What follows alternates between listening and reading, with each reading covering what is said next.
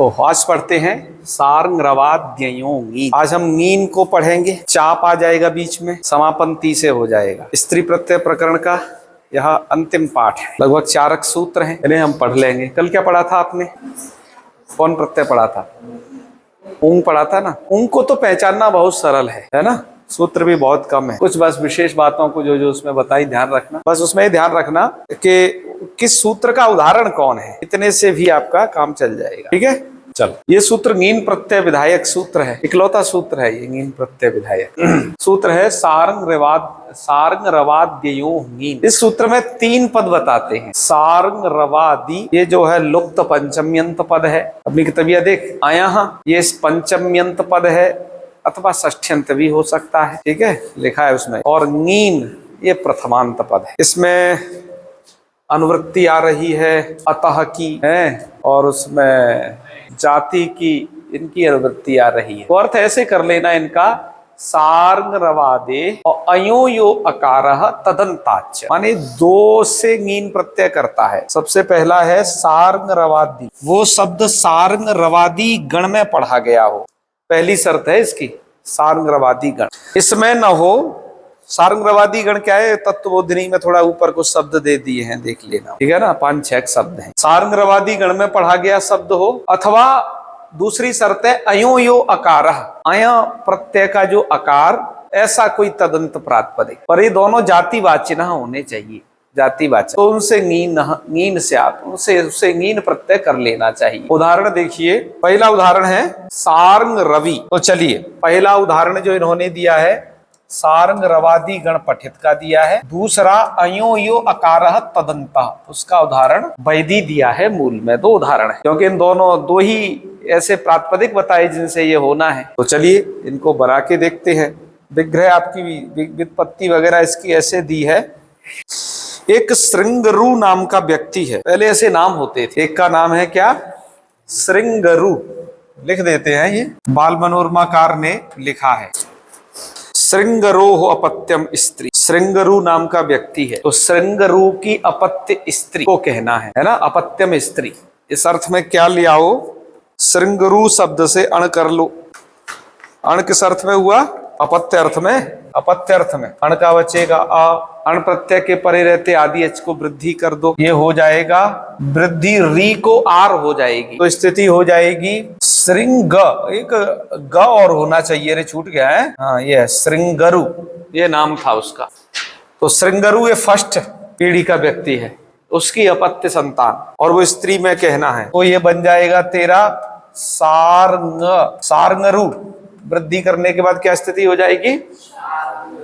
और इस ऊ को है ना, ऊ को गुण कर दो ओकार, तो ये बन जाएगा सार्ंग रो। इस अण के आकार के साथ मिला दो अवादेश करके ओकार को, तो करोगे तब बन जाएगा आपका सार्ंग रव। ऐसा बन गया। अब जब ये ऐसा बन गया तो इससे क्या कर दो? नीन करना है बच्चा। ऐसे नीन का ई बचेगा, बाद की प्रक्रिया तुम जानते ही हो क्या होता है ई बचने के बाद। सार्ंग रवि ये बन जाएगा। नीन क्यों किया? केवल स्वर में भेद के लिए। नीन करोगे तो नित्यादिर नित्यम से आदि वर्ण उदात्त संज्ञक होता है, इसलिए सार्ंग में सा का जो आ है सार्ंग रवि में वो उदात्त है। ठीक है।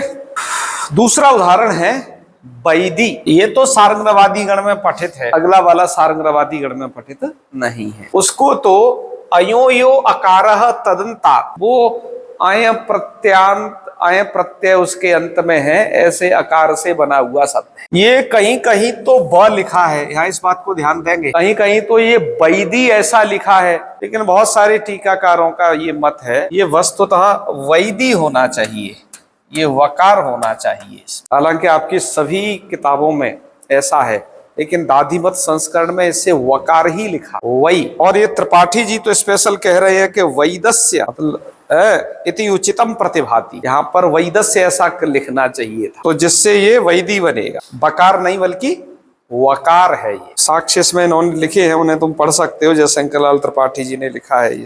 तो चलो ये कैसे बनेगा? वैदस्य स्त्री, क्या विग्रह कर लेना? हाँ, वैदस्य अपत्यम स्त्री, वैद की अपत्य स्त्री। तो पहले तो शब्द है आपका मूल शब्द क्या होगा इसमें? विदस्य गोत्रापत्यम स्त्रीय विग्रह किया है। पहले विद शब्द है, विद, विदस्य गोत्रापत्यम स्त्री। तो पहला मूल शब्द है आपका विद।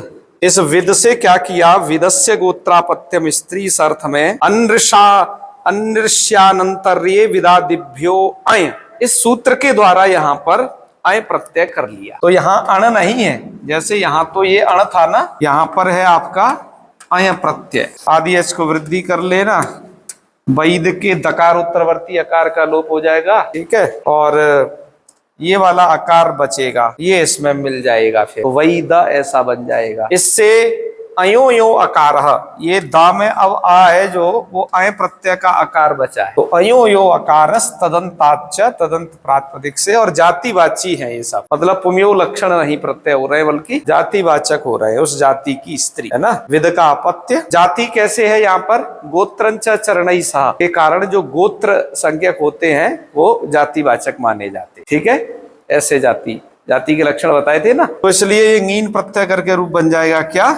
वैदी। इस प्रकार का हम इसका संस्करण जब अभी नया निकाल रहे हैं उसमें ये व और प का एक टिप्पणी डाल देंगे नीचे, जिससे छात्रों को ये क्लियर रहे इतनी बात। बोलो अनीश, क्या कह रहे हो? हाँ, ये तुमने बढ़िया कहा बच्चा। टिड्ढाणे सूत्र में भी अय आया है, टिड्ढाणे द्वय सच दघनय, है ना।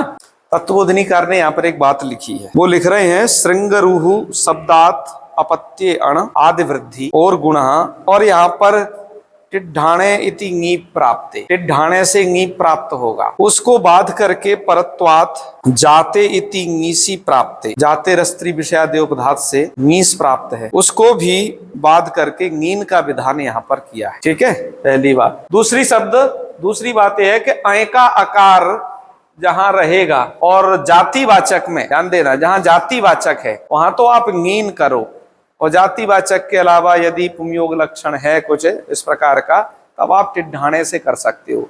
वहां अय का उदाहरण याद है क्या दिया था टिड्ढाणे में? बोलो। औत्सी था, उत्सादिभ्यो अय से अय हुआ है, ठीक है। तो यहाँ तो जाति की अनुवृत्ति है, इसलिए जब जाति लक्षण होगा तब तो आप उसे ङीन से सिद्ध करें, और पुंयोग लक्षण है तो औत्सी वैसे सिद्ध करना है, ठीक है। चल, हाँ, एक बात और लिखी है, इसको एक पंक्ति और रह रही है। जाते इति अनुवृत्ते पुंयोगे ङीशेव, कहा कि इस सूत्र में जाते है की अनुवृत्ति है, कौन से में? अतः इस सूत्र के द्वारा जो ङीन होगा वो जाति अर्थ में ही होगा, ठीक है। इसलिए सारंगरव शब्द हो अथवा वही सारंगरवी हो, वैदी हो, ये जाति लक्षण ही हमने ङीन किया। और यदि पुंयोग लक्षण जहां पर प्रत्यय की प्राप्ति है तो कह रहे हैं पुंयोगे तु ङीशेव, पुंयोग होने पर तो वहां पर ङीश प्रत्यय ही होगा। किससे होगा तब? पुंयोगादाख्यायाम, तब तो वहां पर क्या होगा? इन जगह सामान्य रूपेण ङीश ही हो जाएगा।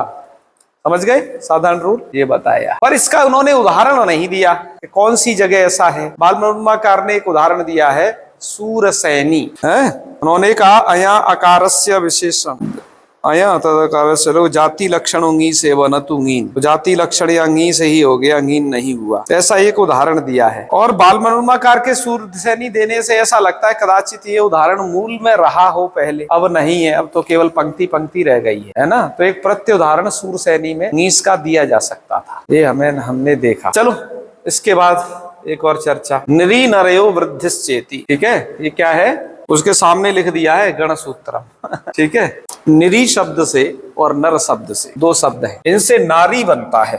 प्रक्रिया देख लेते हैं, ये है निरी और ये है नर, इन दोनों को पहले वृद्धि करना है और ङीन करना है। अच्छा, प्राप्त क्या था? कहा कि तत्र निरी शब्दात, ये रिदंत है, रिदंत होने से इससे तो ऋण्यभ्यो ङीप से ङीप प्राप्त था। नर शब्द अकारांत है ना, और जाति लक्षण ङीसस्तु निरी शब्दात न प्रसक्ति, वो एक अलग बात है। नर शब्द तो अकारांत है, उससे क्या प्राप्त था? पुंयोगाद आख्यायाम से ङीस की तो प्रसक्ति है, जैसे गोपस से स्त्री गोपी में हुआ है, ठीक है। अच्छा, ऐसे ही नरस से स्त्री नरी बनता, नरी रूप बनता। नरी बनता है कि नहीं, इसकी चर्चा बहुत तत्वोधनिकार ने की है सबसे ज्यादा, इस पर खूब सारा शास्त्रार्थ लिखा है। पर यहाँ पर इस वार्तिक के द्वारा दो काम एक साथ किए गए, ङीन भी किया गया और इनको वृद्धि भी की गई। तो इसको वृद्धि हो जाएगी, निरी के री को आर वृद्धि, और ङीन का ये ई ङीन का है, ये ध्यान रखना, तो क्या बन जाएगा ये? एक तो तरीका ये है। दूसरा, नर शब्द से भी आप नीन कर लें, इसको वृद्धि कर लें, यस्य तिच से इस आकार का लोप कर लें, ठीक है, तो ये हलंत हो जाएगा। अब भी मिलाओगे तो क्या बन जाएगा? ये दोनों प्रकार के शब्द है, नरी माने भी मनुष्य होता है, नर माने भी मनुष्य होता है, ठीक है। तो यहां पर भी ये जाति लक्षण इन्होंने प्रत्यय किया। इस प्रकार से नारी शब्द की सिद्धि दोनों तरीके से कर सकते हो। कोई पूछे नारी में क्या प्रत्यय है, क्या बताओगे? अब आइए अगला प्रत्यय पढ़ते हैं, चाप प्रत्यय। इसका सूत्र है यंगस चाप, ठीक है।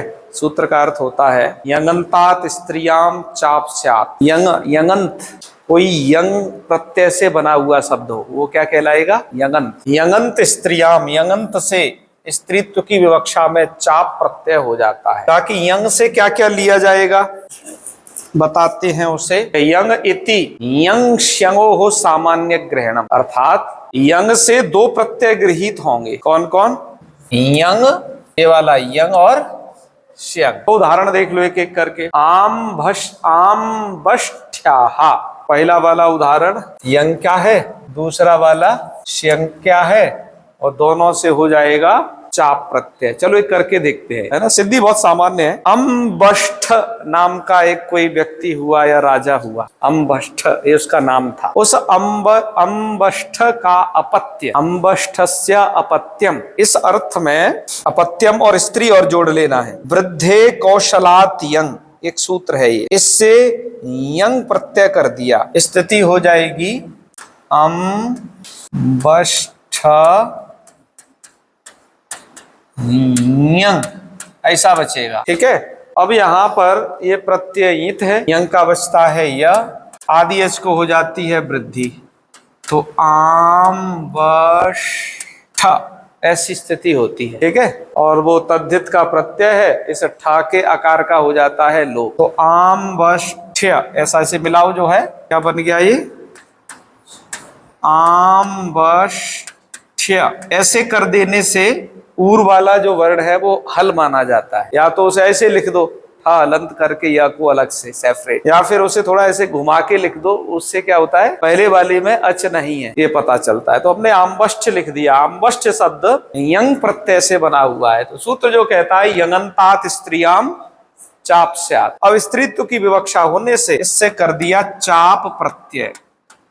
चाप प्रत्यय का बच्चा आ मात्र शेष रहता है। चाप का अभी तुमने एक वार्तिक द्वारा ही उदाहरण पढ़ा है, सूर्या देवतायाम, वो भी देवता अर्थ में बनता था। बस सूत्र तो पाणिनि जी अब दिए हैं, दो सूत्र यहाँ पर आकर, पहला सूत्र पढ़ रहे हो आप उसमें से। तो अब इधर आ बचा है, और इसको सवर्ण दीर्घ करके क्या बना लोगे? सवर्ण दीर्घ करके ही बनाया है ना, एक बार प्रक्रिया देखो। सवर्ण दीर्घ लिखा है इन्होंने, ठीक है। अब जब आप मिलाओगे सवर्ण दीर्घ करके तो आम बष्ठ्या बन जाएगा। स्वादि प्रत्यय लाओगे उनका लुक हो जाता है यहाँ पर, क्योंकि तीनों का ग्रहण होता है, टाप चाप डाप तीनों का वहां आप से, तो आम बष्ठ्या बन जाएगा। ये चाप प्रत्यय से सिद्ध रूप, और ये यंग प्रत्यय से बना है, ठीक है, जो कह रहे हैं यंग इति। दूसरा है श्यंग से बना हुआ। दूसरा किससे बना है? श्यंग से बना है। उसको भी थोड़ा सामान्य न सिद्धि देख लीजिए उसकी। सब एक शब्द है करीश। करीश किसे कहते हैं? करीश कहते हैं गोबर को, है ना, गाय भैंस इत्यादि का गोबर होता है, उसे कहते हैं करीश। और करीशस्य गंधो यस्य, जिसमें करीश की तरह गंध है, वो बन जाए करीश गंधी। करीश की तरह जिसमें गंध है वो शब्द बन जाएगा करीश गंधी। करीश गंधी जब ऐसा बन गया, यहाँ गंध शब्द के आकार को इकार उपमानाच सूत्र से हो गया है। फिर विग्रह कर लेना, करीश गंधे है गोत्रापत्यम स्त्री। विग्रह लिख लीजिए, करीश गंधे है। विग्रह हमने वहां नहीं लिखी, सामान्य है वहां, इसलिए वहां पर भी गोत्रापत्य में ही प्रत्यय हुआ है, तद्धित का। गोत्रापत्यम स्त्री, करीश गंधी की गोत्रापत्य स्त्री। तो यहां रूप क्या बनेगा? अब इस अर्थ में पहले तो करीश गंधे गोत्रापत्यम स्त्री, पहले एक तद्धित प्रत्यय करना पड़ेगा। जैसे हमने यहाँ पर भी अम्बष्ठस्य गोत्रापत्यम स्त्री ऐसा विग्रह करके किया है। यहाँ पर भी जब आप इसमें प्रत्यय करेंगे करीश गंधस्य गोत्रापत्यम स्त्री, इस अर्थ में अण प्रत्यय कर दोगे। पहले होगा अण, स्थिति हो जाएगी करीश गंधी अण। और इस अण के स्थान पर बाल मनोरमाकार लिखते हैं अणीरयो रणार्षयो हो इति तस्य श्यंगादेश। इस अण के स्थान पर श्यंग आदेश हो जाएगा, अणीरयो रणार्षयो हो, इस सूत्र के द्वारा। अब ये श्यंग हो गया, ठीक है। अणी अण प्रत्यय करने का लाभ ये हुआ, जो करी शब्द था वो णित्वात् से वृद्धि होकर के वो कारीश बन गया, ठीक है। अब श्यंग प्रत्यय है तो श्यंग का बचता है य, तो ये रूप बन जाएगा कारीस गंध्य, ठीक है। श्यंग प्रत्यय करके क्या बना ये अभी जब ये कारीश गंध्य ऐसा बनेगा, ये श्यंग प्रत्यय करने के पश्चात, बस इस पर तुम्हें ध्यान देना है, क्योंकि तुम्हें तो कारीस गंध्य शब्द से अब यहां का प्रत्यय करना है, जैसे आपने यहां पर आम्भष्ट से किया था, ठीक है। तुम तो प्रक्रिया में यदि यहाँ के अनुसार लिखो, वहां डायरेक्ट आम्भष्ट शब्द को यंगंत मान करके चाप प्रत्यय कर देना, और यहां पर कारीश गंध्य शब्द को श्यंगंत मान करके, क्योंकि यंग से श्यंग का भी ग्रहण होता है, श्यंगंत मान करके चाप प्रत्यय कर देना, ठीक है। आप सीधा कहना कि कारीश गंध्य शब्द श्यंगंत इत्यस्मात् कारणात् यंगश्चाप इति सूत्रेण यंगंतात् स्त्रियां चाप प्रत्यय कृते सति कारीश गंध्य चाप इति स्थिते। और फिर सवर्ण दीर्घे कृते कारीश गंध्या स्वादि लोपे कृते कारीश गंध्या इत्येव रूपम सिद्धम, ऐसे उसे लिखोगे। हमने आपको ये बीच की सभी प्रक्रिया इसलिए बताई विस्तार से, आप ये जान सको कि यहाँ यंग प्रत्यय से कैसे बनता है तद्धित वृत्ति करने पर, और ये श्यंग प्रत्यय से कैसे बनता है, उस मूल की पंक्ति को समझाने के लिए इतना हमने लिखा है, ठीक है। तो दोनों प्रयोग क्लियर है, चलो आगे बढ़ते हैं। अब बच्चा इसके बाद एक वार्तिक और लिखा, शाद ययंस चाप है, शाद ययंस चाप वाच्य। क्या अर्थ है इसका? बाल मनोरमाकार लिखते हैं शकारात परे यो यय तदंतादपि चाप स्यात्। शकार के बाद यदि यय है, मूर्धन्य शकार के बाद यदि यय है, तो उससे भी चाप प्रत्यय हो जाता है। जैसे पौतिमाश्य शब्द है, ये पौतिमाश्य में जो य है वो यंग का है, किसका है? यय, ये कह रहे हैं ना यय। तो पौतिमाश्य में कौन सा वाला यय है? तो कह रहे हैं गर्गा दिव्यो यय से यय वाला है। तो ये जो यकार दिख रहा है यय का है, और ये देखो पौतिमाश शब्द में पहले शकार है, इसके पर में है या, तो इससे भी क्या कर लेना? चाप प्रत्यय कर लेना, रूप सिद्ध हो जाएगा पौतिमाश्या। चाप के उदाहरण बहुत सीमित हैं, आपने अभी तक ये 3 पढ़ लिए, 1-2 आगे है, बस याद कर लेना। सूर्य एक पहले ही पढ़ा है, और बाकी जगह तो डाप सीमित है, ज्यादा से ज्यादा टाप है, ठीक है। फिर इसके बाद अग्रिम सूत्र है आवट्याच, अर्थ है अस्मात् चाप स्यात्, ताकि आवट्य शब्द से चाप प्रत्यय हो जाता है। एक के लिए ही सूत्र बना दिया है। यार ऐसे क्यों बना रहे हो? ताकि इसलिए बना रहे हैं क्योंकि गर्गा दिव्यो ये गर्गादि में पढ़ा गया है, ठीक है। अवट शब्दो गर्गादि, अवट शब्द का गर्गादि गण में पाठ है। गर्गादि में जो पढ़ा जाता है ये गर्गादि गण है, गर्गा दिव्यो यय से यय होता है उन सब से तद्धित में। तो जब ये यह प्रत्यय से सिद्ध हो जाएगा अवट शब्द, अवट से यह प्रत्यय होकर के आवट्य बन जाएगा। अवट शब्द है, यह कर देना, आवट्य बन जाएगा। आवट्य बनने के बाद अब ये शब्द ययंत हो गया, तो ययंतों से तो आपने एक सूत्र पढ़ा ययश्च, उससे नीश होता है, उससे नीश प्राप्त था। इसके लिए पाणिनि जी ने इस अकेले शब्द से तो उन्हें चाप करना है, इसलिए एक सूत्र इसके लिए अलग से रच दिया। आवट्याच अस्मात् चाप स्यात्, मतलब अवट शब्द से तो, आवट्य का मतलब है जो ययंत, जो आवट्य शब्द है, जो कि अवट से ही तो बना है, उससे हो जाता है चाप। तो भाई चाप प्रत्यय करके अवट से पहले यह करोगे तो आवट्य बन जाएगा, और फिर आवट्या चाप प्रत्यय करके बन जाएगा। प्रक्रिया देख लेना, लिख दी है, मैं तुम्हें इंगित कर दिया हूं, इसमें कुछ ज्यादा था नहीं। पहले की सिद्धि देख ली, ये भी तद्वत ही है। अब इसके बाद एक अधिकार सूत्र लिखा है तद्धिताहा, तद्धित का अधिकार यहां से चलाना शुरू किया, ठीक है। फिर कहां तक चलेगा? आ पंचम समाप्ते अधिकारो अयम, ताकि पंचम अध्याय की समाप्ति पर्यंत इसका अधिकार चलेगा। इससे पहले भी प्रत्यय परश्च, इसका अधिकार कहां तक चलाया उनका भी, वो भी पंचम अध्याय की समाप्ति पर्यंत चलाए। स्त्रियाम का अधिकार कहां तक चलाया है? हाँ ठीक है, उसका मत पंचम अध्याय तक ले जाना। तद्धिता का अधिकार यहां से क्यों चलाया? इसमें बताएंगे, बड़ी चर्चा की है ग्रंथकारों ने। इसको थोड़ा पहले से चला सकते थे, जहां से स्त्री प्रत्यय का आरंभ हुआ, दोनों से क्या लाभ हानि है, दोनों का बड़ा डिस्कशन किया, तो इस बात पर फाइनल नतीजे पे पहुंचे। चलो यहाँ से चलाया, यहीं से ठीक है। वो सब चीज को मैं छोड़ रहा हूँ क्योंकि उसका मूल से बहुत ज्यादा संबंध नहीं, तो पेपर में तुम्हारे वो पूछा भी नहीं जाएगा। खैर तुम्हें एक थोड़ा जानकारी देके छोड़ रहे हैं, जिससे पंचम अध्याय की समाप्ति तक इसका अधिकार है। कहां से? जहां से आरंभ है। यूरस्ती भी सी के भीतर आ गया। स्त्री प्रत्यय का एक ही सूत्र ऐसा है जो तद्धित के अधिकार के भीतर आता है। यूरस्ती का अर्थ देखिए, यौवन शब्दात ति प्रत्यय स्यात् सच तद्धितः।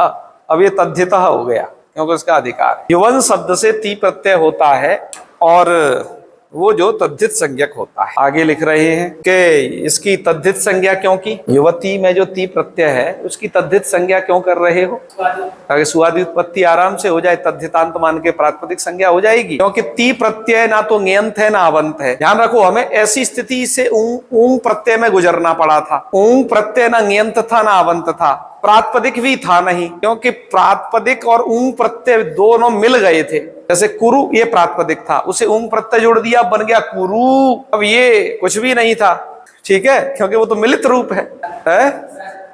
तो इसलिए फिर वहां बताया गया था जी, यहाँ तो प्रातिपदिक के ग्रहण में लिंग विशिष्ट का भी ग्रहण हो जाता है। जैसे तुम जो है अकेले प्रातिपदिक कुरु इससे लाते सुआदि प्रत्यय, लिंग विशिष्ट से माने स्त्री प्रत्यय विशिष्ट से भी आप सुआदि प्रत्यय ले आओ। ये उत्तर यहाँ पर भी दिया जा सकता है कि युवन प्लस ती, युवती जो बनाया, ठीक है, तो ती भी क्या है? लिंग बोधक प्रत्यय है, स्त्रीत्व अर्थ का ज्ञान कराता है, ठीक है। तो वो यौवन शब्द से जोड़ा गया है, तो प्रातिपदिक ग्रहणे लिंग विशिष्टस्यापि ग्रहणम, इस परिभाषा के आधार पर यहां भी क्या हो जाएगा? सुआदि प्रत्यय हो ही जाएंगे। और तद्धित क्यों रखा जा रहा है?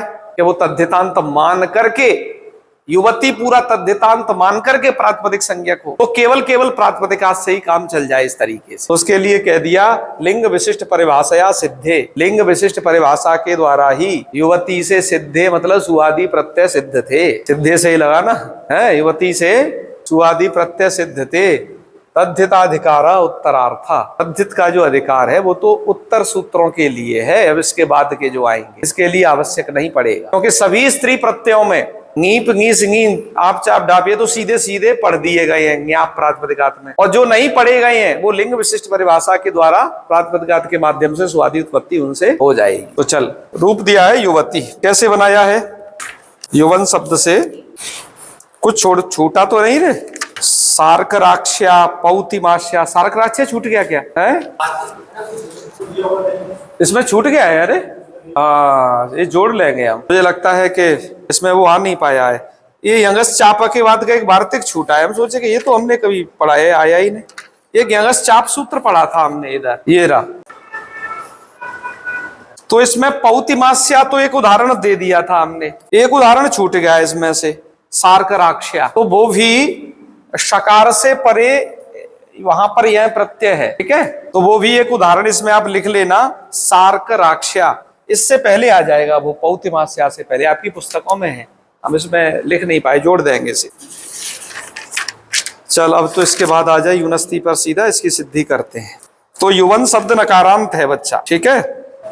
इसकी विग्रह तो ऐसे की है, यौति अर्थात आत्मानम मिश्रयति, पत्यासा आत्मानम मिश्रयति ति युवती। तो सीधा युवन शब्द बना लो आप। वैसे तो यू धातु से कने नन प्रत्यय करके इन्होंने युवन शब्द बनाया है, तुम तो सीधे युवन शब्द लाओ और युवन शब्द से सीधा ती प्रत्यय कर दीजिए, ठीक है। तो स्थिति हो जाएगी आपकी, तो युवन प्लस ती। ये ती प्रत्यय किससे आया? स्त्री प्रत्यय है ये ती, और ती प्रत्यय की है पद संज्ञा, ठीक है।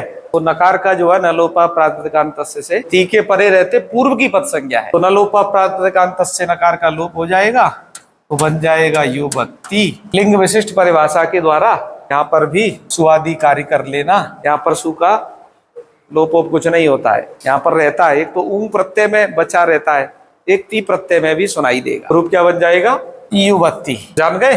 कह रहे हैं इस सूत्र में भी उपसर्जनात् का अधिकार है। सूत्रकार तो वस्तुतः ऐसा करना चाहिए, उपसर्जन वो अनुपसर्जनात् का अधिकार है। अनुपसर्जना युव शब्दात ती प्रत्यय स्यात्, अनुपसर्जन होना चाहिए। अनुपसर्जन का मतलब प्रधान, समास इत्यादि के कारण उसका अर्थ कहीं गौण अर्थात अप्रधान न हो गया हो, इसलिए कहा मूल में अनुपसर्जनात् इत्येव।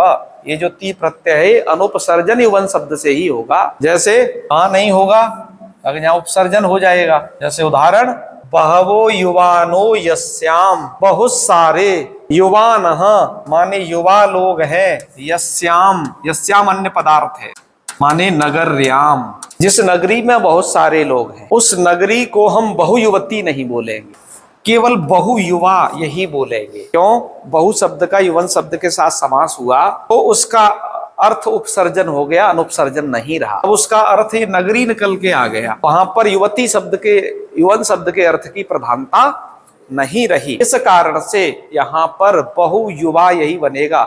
बहुयुवा माने ऐसी नगरी को बहुयुवा कहेंगे जिसमें बहुत सारे युवा मतलब युवा पुरुष रहते हों, उस नगरी को क्या कहेंगे? बहुयुवा नगरी, न कि बहुयुवती नगरी, ऐसा नहीं कहेंगे। समझ में आ गया?